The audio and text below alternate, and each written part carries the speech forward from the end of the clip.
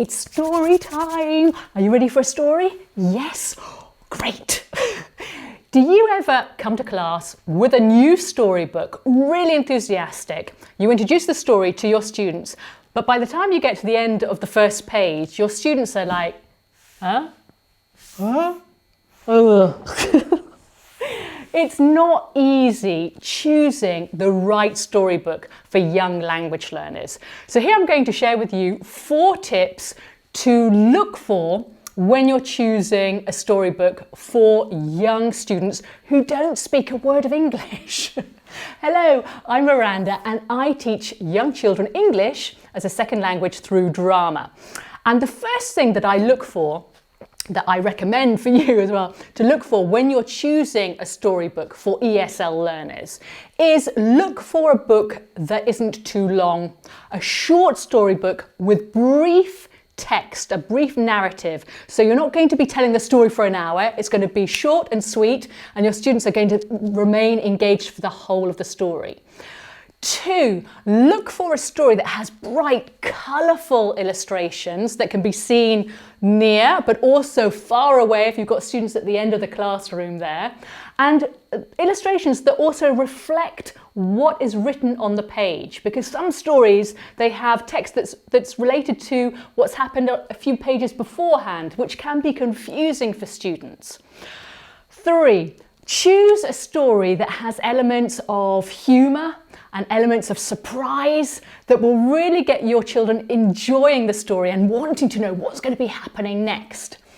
And number 4, choose a story that will actively get children engaged and participating and reviewing the language with you, because the whole point of telling a story with ESL learners is they're reviewing the language, they're practicing the language, that they are understanding the language. There's no point in us reading a story that they don't understand a word of what we are saying. So something that will really help them improve their language skills. Now, a quick example of a storybook that includes all of these 4 elements. I'll give you a quick example here. This is a book by Nick Sharratt, which is called Ketchup on Your Cornflakes. Delicious, ketchup on your cornflakes. What I really like about this book is that it has really, really bright, colourful illustrations. It's got a simple text. Yes, so it just has a question. Do you like ketchup on your cornflakes?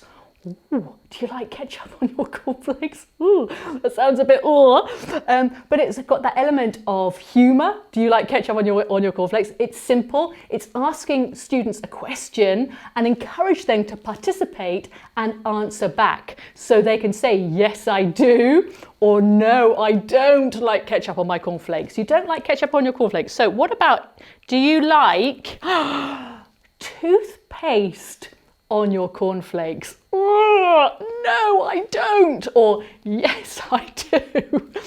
Okay, you don't like it? Well, what about, do you like milk on your cornflakes? That's better. Yes, I do. So this little book, if I can just show you, it's really great because it's got split pages, so you can mix and match different objects with different food types, or even body parts. You've got a head there with milk on your head. Do you like milk on your head? Ugh. So it's got lots of different pages there that you can work through, that practices the language, that encourages children to practice the language with you, actively participating, so they're not just sitting there passively listening to the story and getting confused about the story. The illustrations are bright, colourful, that can be seen from far away. Yes, and there is that element also of surprise and humour. So keep those 4 elements in mind the next time when you're choosing a book for your ESL learners. So 1, keep the illustrations bright and colourful that can be seen also from far away. Keep the story short and the text really brief and relevant to the language that your students are studying at that moment. Choose a story that's got lots of humour and elements of surprise that will get your students really engaged in the story. And 4, choose also text that will really actively get your students participating and talking to you all through the story. Have a go, have a look for your next storybook, and I hope you have fun, and I'll see you next time. Take care and And remember, be theatrical. Yeah.